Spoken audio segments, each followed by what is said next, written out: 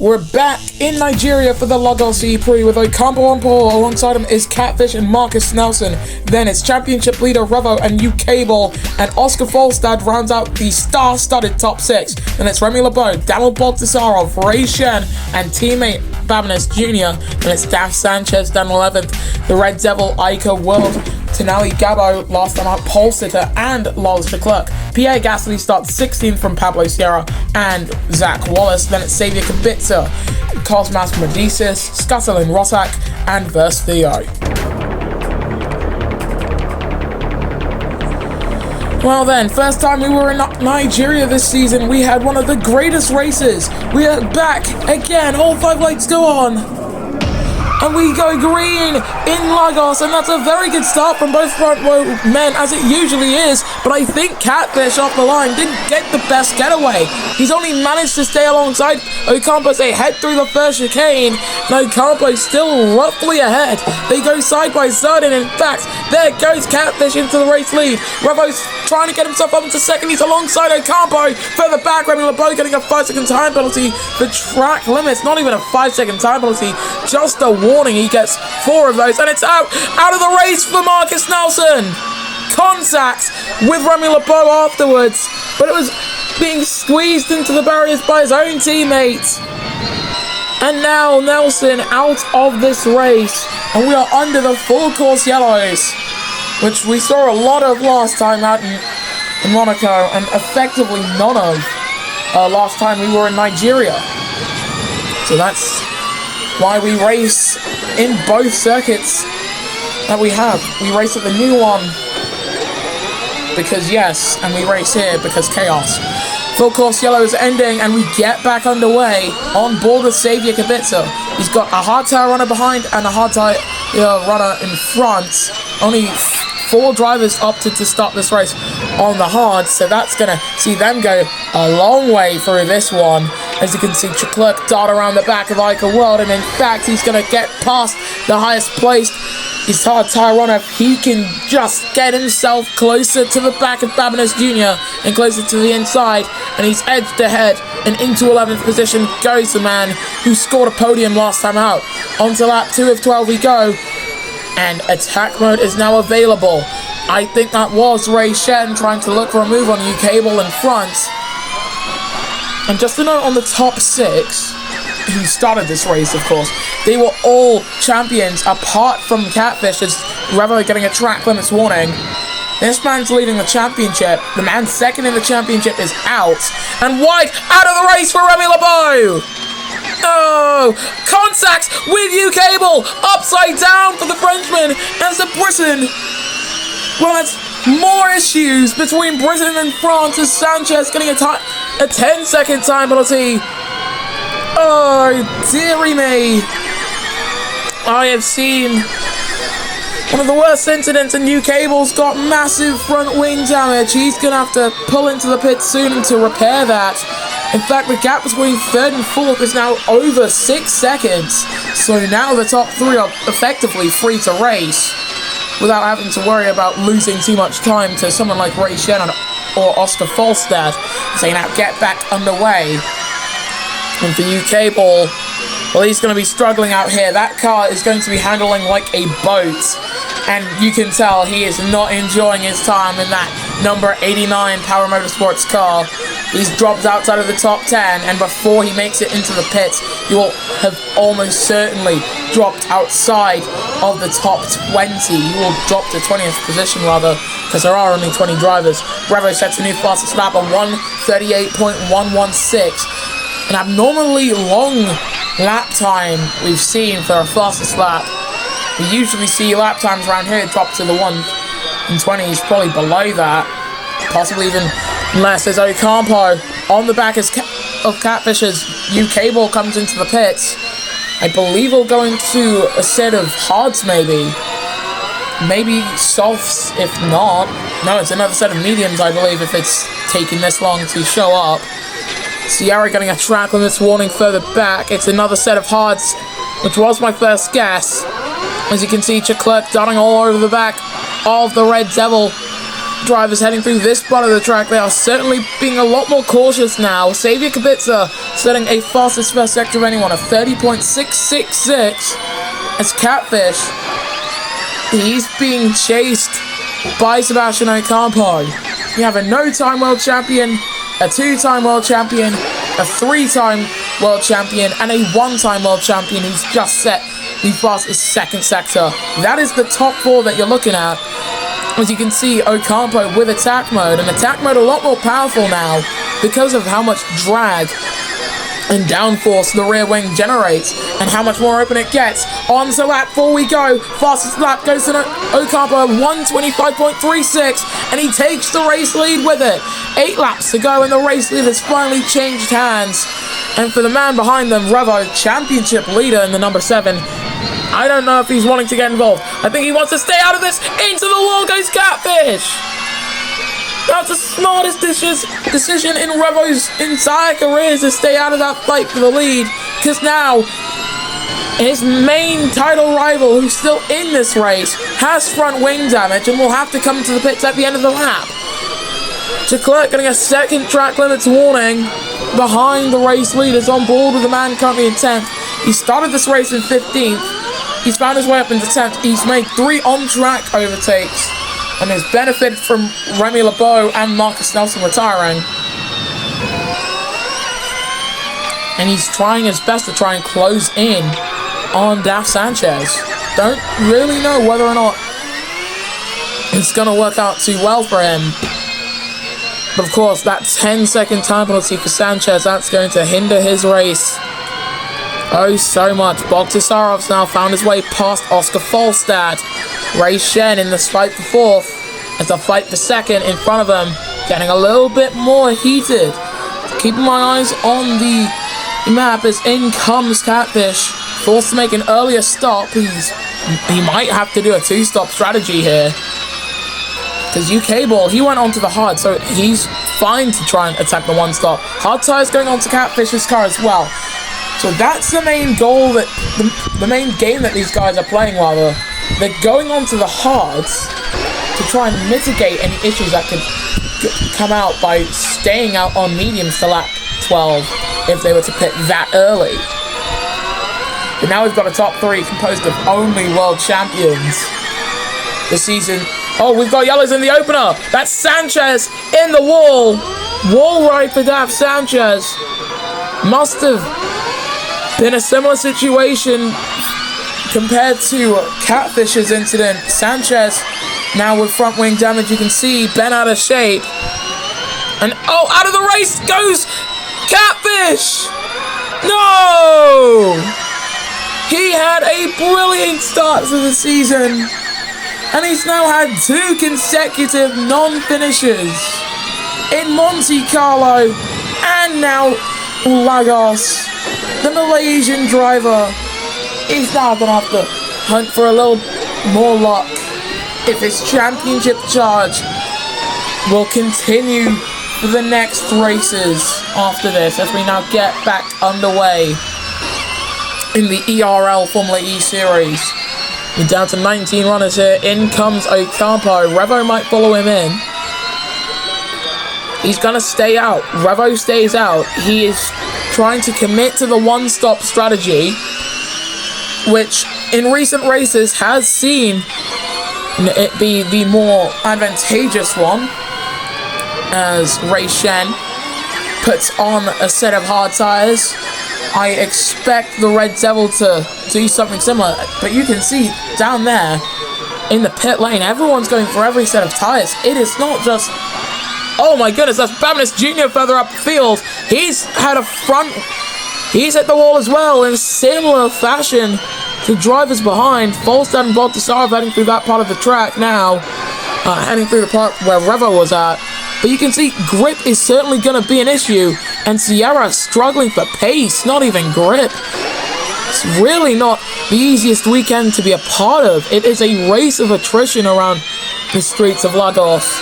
Leclerc dropping off the back of UK Ball, who of course has had a few laps to work some temperature into those hard tyres, unlike Leclerc, who's basically just come out on them. And look at the state of Revo's mediums.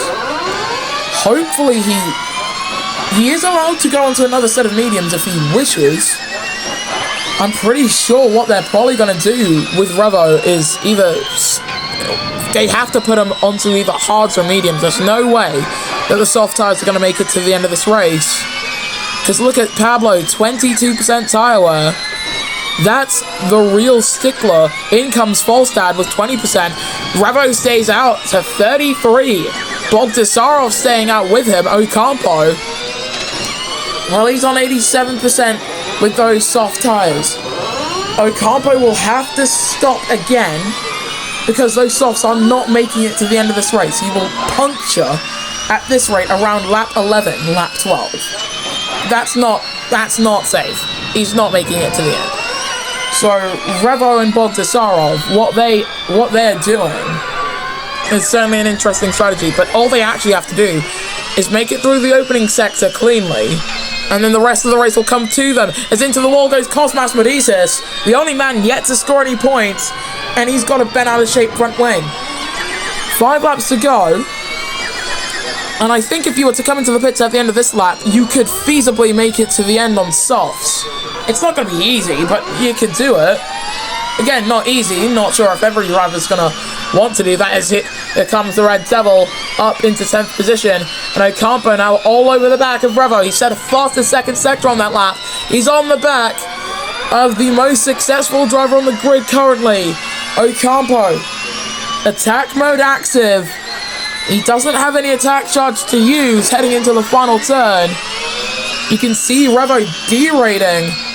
In comes the driver for DS Techeetah. So with 4 laps to go, Ocampo will lead, and those are hard tires going onto the Techeetah car. Revo comes out of the pits on hards. Same for Bogdasarov. If they stop these guys a few laps earlier, that would have been the correct call to make. If they stopped them around lap 6, yes, hard tires would have been the optimal decision, but lap 8 of 12? That should be a done deal. It should just be pit for softs. There's literally nothing else that you can pit onto. And Bogdasarov's coming out of the pits ahead of Revo. The Red Devils currently ahead of both of them, and we've got yellows. Pierre Gasly's off. He's wall riding. He's done 8 laps on those hard tires. The Red Devil, he's backwards, and Zach Wallace is off as well. The yellows down there. Sierra's heading off as well. Sideways for Babinis Jr. Oh my goodness me. As you can see, the back of the pack catching up here. This is absolutely insane what we're seeing down here. Theo's got a bent out of shape front wing. So many drivers involved in that. Revo's been able to just hang on to the coattails of Daniel Bogdasarov, which honestly is all he can do. And out of this race has gone Zach Wallace. Oh! Oh, he's definitely got whiplash. Okay. He's been taken into the medical car. He was able to get out of his car, thankfully. But he will need some checkups with only a handful of laps left to run here in Nigeria. Sebastian Ocampo still leads the way ahead of Ika Weld and Pierre Gasly as we now get back underway. For Ocampo right now, he can keep it clean for these next few laps. There's a good possibility that he can get himself back into the title fight as Ika comes in, Gasly comes in, Falstad gets past Ray Shen, who probably doesn't need to come into the pits again. Bogdasarov is being caught by Revo at a rate of knots, who's using both attack mode and attack charge in tandem. Falstad's found his way up into 2nd position. Ocampo's leading this race by 32 seconds, which is going to be one of the largest winning margins in recent history. Bogdasarov getting a track limits warning ahead of the number 7. Second stop for Theo after that absolutely dinged up front wing.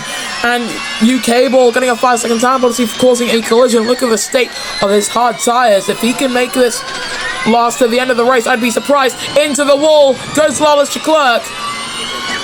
And it's a lot like other incidents that we've seen today. The fact that he's still in this race is certainly great news. And is that Ocampo coming in? No, he's staying out. He's staying out to lap 10. 48% tire wear. It's a big question if he's going to make it to the end. Falstad will certainly make it to the end of this race, as you're watching drivers fighting for the final place on the podium, because Ocampo winning this race, it's basically a done deal. He can come into the pits and he'll have a gap over the rest of the field that's like 10 seconds. That is the level of dominance that you've seen the 76 pull off today, as Xavier Kubica up into 6th position. Revo on the back of Bogdasarov once again with attack mode. Is he using attack charge? He's using it. He pulls out, and he's going to be able to get himself into 3rd position before they make it to the chicane, but they're still side by side. Cable coming in for a 2nd stop. Still side by side between Shen and Revo. And in fact, off the track went Bogdasarov, who's launched his way into this fight. We go on board with the number 7 on the outside of Bogdasarov, heading through the chicane and almost into the wall. Keeps it out. How has he managed to do that? But he's lost track position. He's dropped to 5th. Here comes Revo up to 3rd and onto the podium for the championship leader, going for title number 4.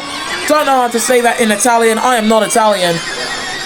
Bogdasarov, however, he probably doesn't need to know Italian. He just wants to hear him get his 1st championship. I don't know how to say that in French either. I forgot. On to the penultimate lap here in Nigeria, and look at Bogdasarov. Hard tires beginning to impress over the rest of the field. As a look at that, he's all over the back of Revo. And in fact, he's going around the outside and up into 3rd position for Daniel Bogdasarov, but he's still alongside him as they head onto the main straight. And you can see them head on to the penultimate lap now. Revo back up into 3rd position, and look at that from Shen going down the inside. You can see his hard tires beginning to show signs of his age. Pierre Gasly setting a new fastest lap of 124.7 dead, as here he comes into the points paying positions. 10th should be his if he can just keep it on the track. Almost ran off of it. It is certainly not an easy job, this, as Babinis Jr. right ahead of him, getting a little bit squirrely and a track limits wanting to boot. And look at Ocampo, 20% tires. He's not making it to the end like this. This might be Falstad's race to win, unless Revo can close up to the back of him. Because look at the state of the soft tires on his McLaren Mercedes car. These tires are falling apart at the end of this race, and it makes sense. Track temperature has gone up randomly 10 degrees over the course of the last few laps, and we're on to the final one. Sebastian Ocampo leads the way in Nigeria, but with 9% tire life. There's no way he's making it to the end. He's gone off the track. He's into the wall.